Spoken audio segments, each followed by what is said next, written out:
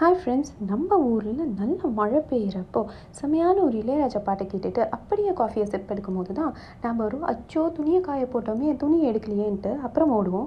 ஆனால் கனடாவில் இந்த பிரச்சனை இல்லை. ஏன்னா நம்ம வீடு ரெண்ட் இருக்கும்போது இவங்க ரெண்டு பேருமே நம்ம கூடவே வந்துருவாங்க. அவங்க யாருன்னு பார்த்தீங்கன்னா இந்த வாஷர் அண்ட் ட்ரையர் யூனிட் தாங்க. கனடாவில் வெதர் கோல்டாக இருக்கிறதுனால நம்மளுக்கு இந்த ட்ரையிங் யூனிட் சேர்த்தே கொடுத்துருக்காங்க.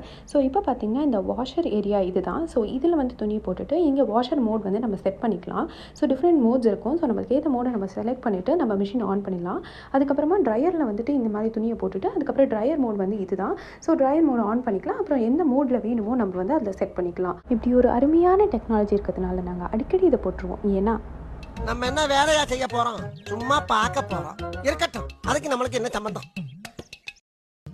ஆனால் இங்கே வாஷிங் மிஷினோட மைண்ட் வாய்ஸ் என்னென்னா சொல்லியே கொள்றாங்கய்யா.